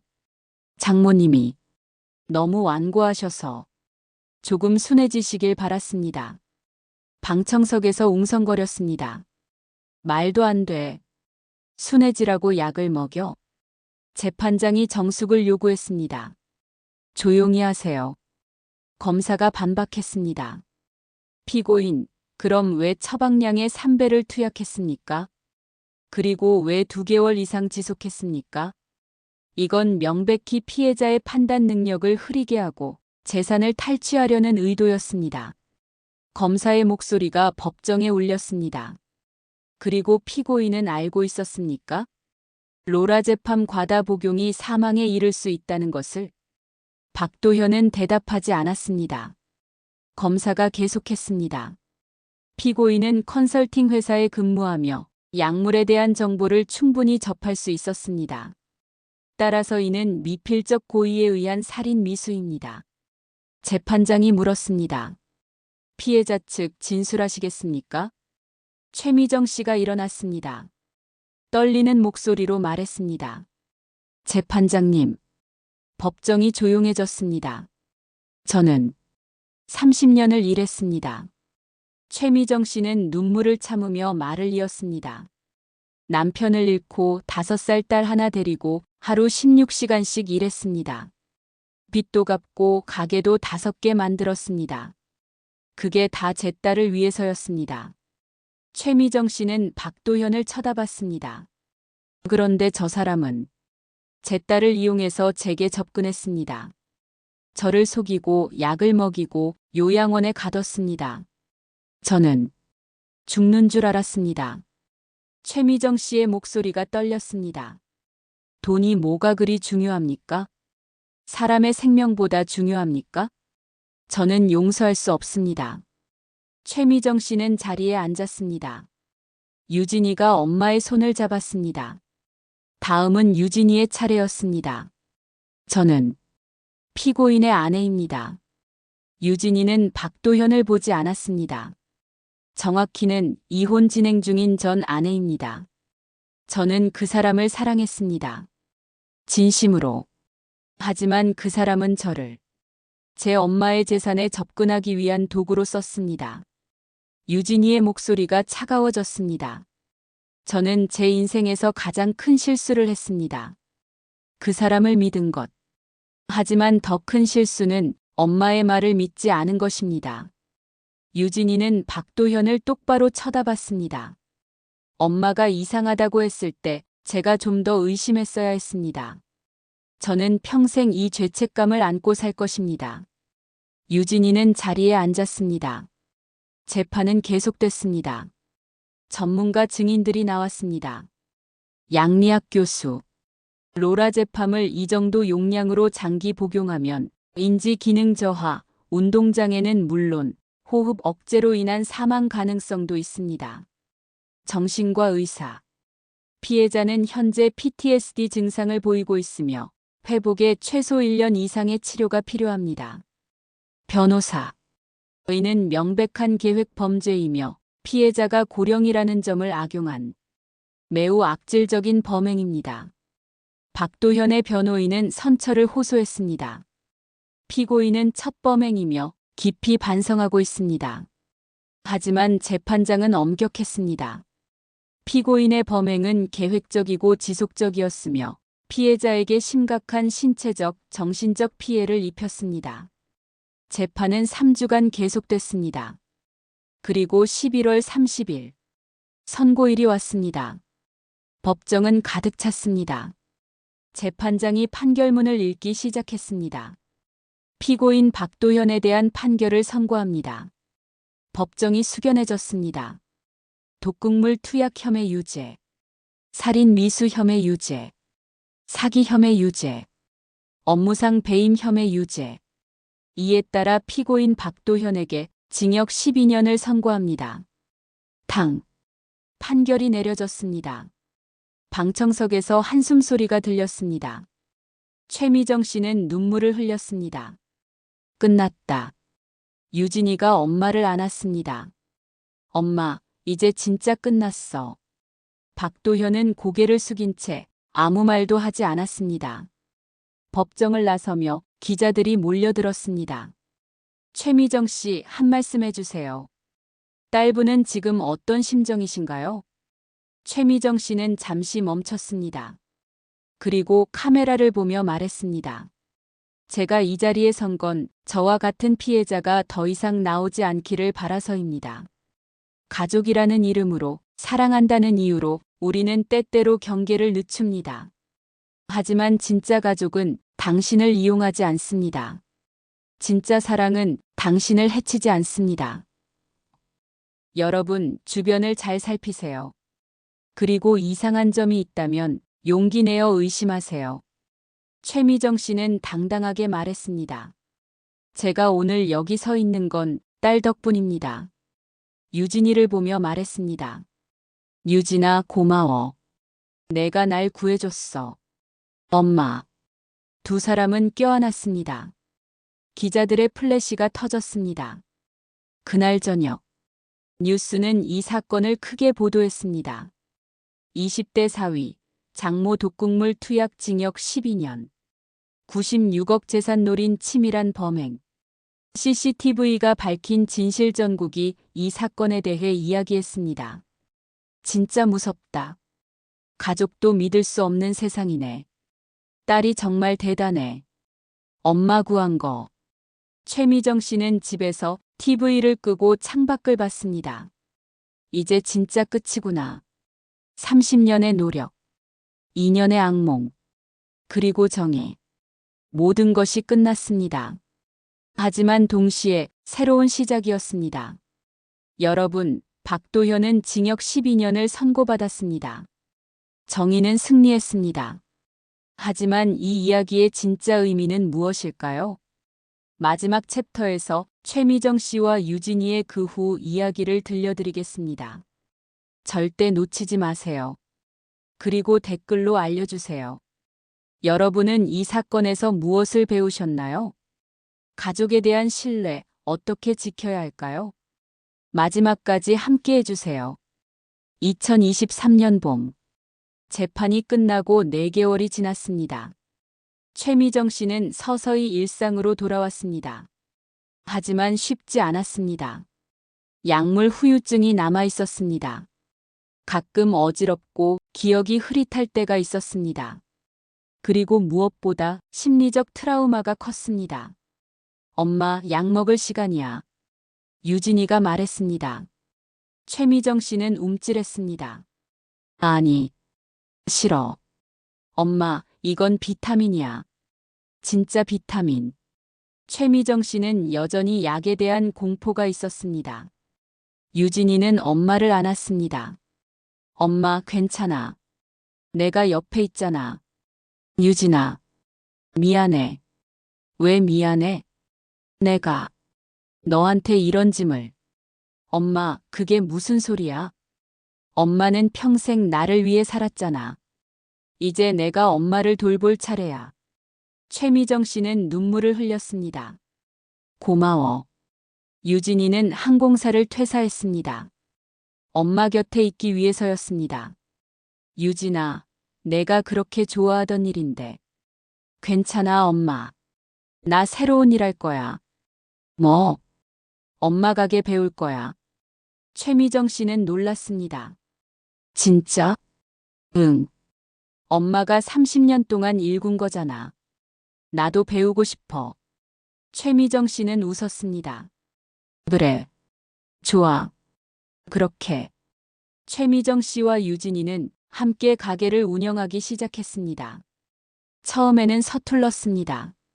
유진이는 요리를 잘 몰랐습니다. 김밥을 말아도 터지고 떡볶이를 만들어도 맛이 이상했습니다. 아이고, 유진아. 그렇게 하면 안 돼. 최미정 씨가 웃으며 가르쳤습니다. 재료는 이렇게 썰고 불은 이 정도로 맞추고. 엄마, 진짜 어려워. 처음엔 다 그래. 엄마도 처음엔 못했어. 진짜? 그럼. 수십 번 실패했지. 유진이는 신기했습니다. 엄마도 그랬어? 당연하지. 누구나 처음은 있는 거야. 그렇게 하루하루 유진이는 배워갔습니다. 그리고 3개월 후, 유진이는 제법 요리를 할 수 있게 됐습니다. 엄마, 이거 어때? 유진이가 만든 김밥을 내밀었습니다. 최미정 씨는 한 입 베어 물었습니다. 맛있네. 진짜? 응. 이제 손님들한테 내놔도 되겠는걸? 유진이는 기뻤습니다. 엄마, 나 처음으로 뭔가 해냈어. 그래, 우리 딸 대단해. 두 사람은 웃었습니다. 가게는 다시 활기를 되찾았습니다. 손님들은 최미정 씨의 이야기를 알고 있었습니다. 뉴스에 나왔으니까요. 사장님 힘내세요. 사장님 대단하세요. 단골들이 응원했습니다. 그리고 새로운 손님들도 많이 왔습니다. 여기가 그 뉴스에 나온 가게죠? 와, 실제로 보니 감동이네요. 최미정 씨는 감사했습니다. 고맙습니다. 많이 드세요. 5월. 최미정 씨는 결정을 내렸습니다. 가게 중 2개를 정리하고 남은 3개만 운영하기로. 엄마, 괜찮아? 응. 이제 나이도 있고 너무 무리하고 싶지 않아. 그래도 엄마 평생 일군 건데. 괜찮아. 중요한 건 양이 아니라 질이야. 최미정 씨는 웃었습니다. 그리고 이제는 너랑 함께하는 게 더 중요해. 유진이는 고개를 끄덕였습니다. 응, 엄마. 우리 함께하자. 2개 가게를 정리하고 그 돈으로 최미정 씨는 피해자 지원단체에 기부했습니다. 가정폭력과 노인 학대 피해자들을 위해 써주세요. 단체 관계자는 감사했습니다. 정말 감사합니다. 이 돈으로 많은 분들을 도울 수 있을 거예요.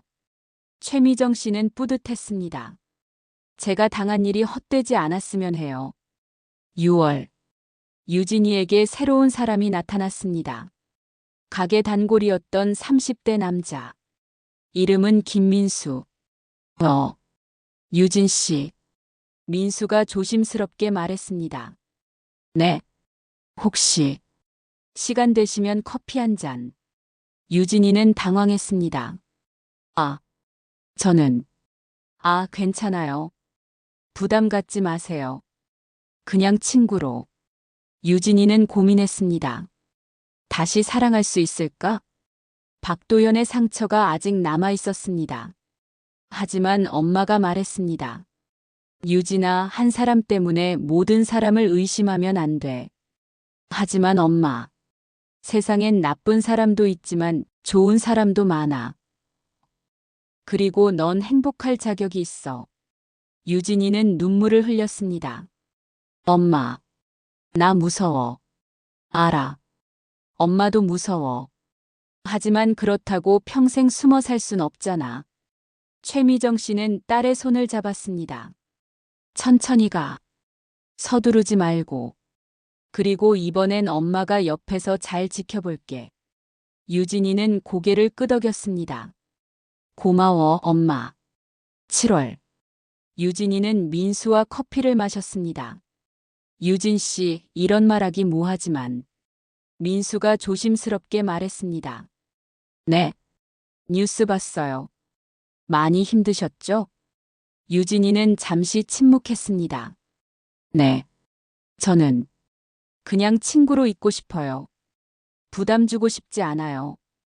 유진이는 민수를 봤습니다. 진심이 느껴졌습니다. 감사해요. 천천히 알아가요. 서두르지 말고. 그렇게. 유진이는 조금씩 마음의 문을 열기 시작했습니다. 2023년 가을. 최미정 씨는 강연을 시작했습니다. 노인 학대와 가정 폭력 예방을 위한 강연. 여러분, 저는 최미정입니다. 강연장에는 많은 사람들이 있었습니다. 저는 제 사위에게 약물을 투여당했습니다. 2개월간 요양원에 갇혀 있었고 죽을 뻔했습니다. 청중들은 숨죽여 들었습니다. 하지만 제가 오늘 여기 선 건 피해자로 남기 위해서가 아닙니다. 최미정 씨는 당당히 말했습니다. 생존자로서 여러분께 말하고 싶습니다. 첫째, 의심하세요. 가족이라고 해서 사랑한다고 해서 무조건 믿지 마세요. 둘째, 증거를 확보하세요. 이상하다고 느끼면 기록하세요. CCTV든 녹음이든 뭐든. 셋째, 도움을 요청하세요. 혼자 해결하려 하지 마세요. 경찰이든 가족이든 친구든. 그리고 마지막. 최미정 씨는 청중들을 쳐다봤습니다. 포기하지 마세요. 끝까지 싸우세요. 당신은 혼자가 아닙니다. 강연이 끝나고 많은 사람들이 최미정 씨에게 다가왔습니다. 사장님, 제 엄마도 비슷한 일을 겪었어요. 저도 용기 내볼게요. 정말 감사합니다. 최미정 씨는 한 사람 한 사람 안아줬습니다. 힘내세요. 우리 함께 이겨내요. 2024년 봄. 재판 후 1년이 지났습니다. 최미정 씨는 이제 거의 회복했습니다. 약물 후유증도 많이 나아졌고 심리치료도 계속받으며 트라우마도 극복해가고 있었습니다. 엄마, 오늘 뭐 하고 싶어? 유진이가 물었습니다. 가게 가자. 엄마, 오늘 쉬는 날인데? 그래도 가고 싶어. 거기 가면 마음이 편해. 유진이는 웃었습니다. 엄마는 정말 일 중독자야. 하, 그런가? 두 사람은 함께 가게에 갔습니다. 가게는 여전히 손님들로 붐볐습니다. 사장님, 오늘도 맛있게 먹었어요. 다음 주에 또 올게요. 최미정 씨는 손님들에게 인사했습니다. 감사합니다. 또 오세요. 그날 저녁. 유진이는 엄마에게 말했습니다. 엄마, 나 이제 민수 씨랑 사귀려고. 최미정 씨는 놀라면서도 기뻤습니다. 진짜? 축하해. 엄마, 이번엔 진짜 괜찮은 사람 같아. 그럼 됐지. 엄마가 이번엔 제대로 볼게. 응. 엄마 눈을 믿어. 두 사람은 웃었습니다. 유진아. 응? 넌 엄마의 자랑이야. 유진이는 엄마를 안았습니다. 엄마도 내 자랑이야. 2024년 여름. 최미정 씨는 책을 출간했습니다. 제목은 다시 일어서다 마이너스 한 여성의 생존기. 책에는 그녀의 30년 인생이 그리고 악몽 같았던 인연이 모두 담겨 있었습니다. 책은 베스트셀러가 됐습니다. 많은 사람들이 읽었고 많은 사람들이 감동받았습니다. 이 책을 읽고 용기를 얻었습니다. 저도 엄마께 효도해야겠다고 느꼈습니다. 정말 감동적인 이야기예요. 최미정 씨는 인터뷰에서 말했습니다. 이 책이 누군가에게 도움이 된다면 그것만으로도 충분합니다. 제가 겪은 일이 헛되지 않기를 바랍니다. 그리고 2024년 가을, 최미정 씨의 나이 67세. 그녀는 딸과 함께 가게에서 행복하게 일하고 있습니다. 엄마, 오늘 김밥 500줄 주문 들어왔어. 어머, 그럼 우리 바빠지겠네. 응, 같이 하자. 두 사람은 웃으며 일했습니다. 최미정 씨는 생각했습니다. 내가 이 모든 걸 이겨냈구나. 30년의 노력, 2년의 악몽, 1년의 회복, 그리고 지금의 평화. 여보, 최미정 씨는 하늘을 보며 말했습니다. 우리 딸 잘 컸어요. 당신도 자랑스러워할 거예요. 그리고 나도 잘 살고 있어요. 바람이 불었습니다. 마치 남편의 대답처럼. 최미정 씨는 웃었습니다. 고마워요. 지켜봐줘서. 그리고 다시 가게로 돌아갔습니다. 딸이 기다리고 있었습니다. 손님들이 기다리고 있었습니다. 삶이 기다리고 있었습니다.